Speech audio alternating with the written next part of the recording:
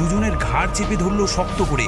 আচমকা ঘাড়ের উপর হাত পড়তেই ভয়ে আমরা দুজনেই তারস্বরে চিৎকার করে উঠলাম। ভেবেছিলাম সেদিনই বোধহয় শেষ, আর বুঝি বাড়ি ফেরা হবে না। কিন্তু হঠাৎ করে কি জানি হলো, মনে হলো আমাদের চিৎকারের দমকে চমকে উঠে সেই হাত দুটো আমাদের ছেড়ে দিল।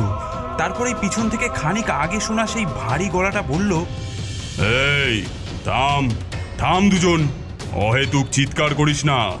আমাদের চিৎকার থেমে গেল।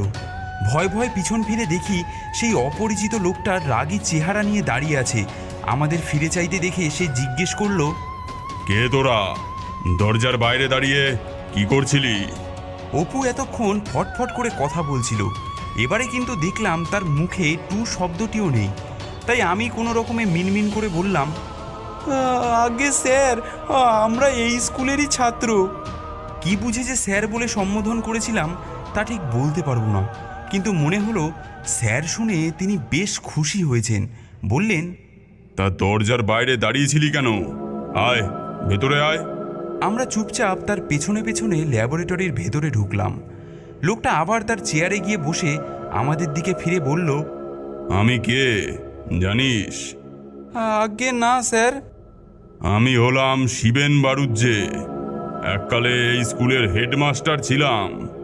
এবারে আমাদের দুজনেরই মনে কিছুটা সাহস ফিরে এলো। স্কুলের শিক্ষক যেহেতু ছিলেন, কাজেই টেকনিক্যালি একদম অপরিচিত তো তিনি নন। আর ছিলেন মানে হলো এখন নিশ্চয়ই অবসরে গেছেন। তার মানে এখন চাইলেই আমাদের কানমোলা কি বেতের বাড়ি দিতে পারবেন না। টেবিলের উপর থেকে একটা তেলে ভাজা তুলে নিয়ে শিবেন স্যার এবার আমাদের দিকে ফিরে বললেন, তোদের নাম বল, আর কে কোন ক্লাসে পড়িস? আমরা দুজন নাম আর ক্লাস বললাম। আমাদের কথা শুনে খুশি হয়ে তিনি আবার জিজ্ঞেস করলেন, তোদের তো প্রথম পরীক্ষার সাময়িক রেজাল্ট হয়ে গেছে, হ্যাঁ? হ্যাঁ স্যার। তা কার কি রেজাল্ট বল শুনি। এবারে আমরা দুজনেই লজ্জা পেয়ে গেলাম। আমাদের দুজনেরই যা রেজাল্ট তা ভদ্র সমাজে বলা কঠিন, অন্তত আমাদের বাবা মারা সেটাই মনে করেন। চুপ করে আছি দেখে স্যার আমাদের অভয় দিয়ে বললেন, আরে বলেই ফেল, আমার কাছে লজ্জা করিস না। আগে স্যার, এক সাবজেক্ট বাদে বাকি ভালো। কোন সাবজেক্টে খারাপ করেছিস? এবারে খানিক মাথা চুলকে অপুই উত্তর দিল, আগে স্যার, গণিতে। উত্তরটা পেয়ে শিবেন স্যার যেন একটু খুশি হলেন।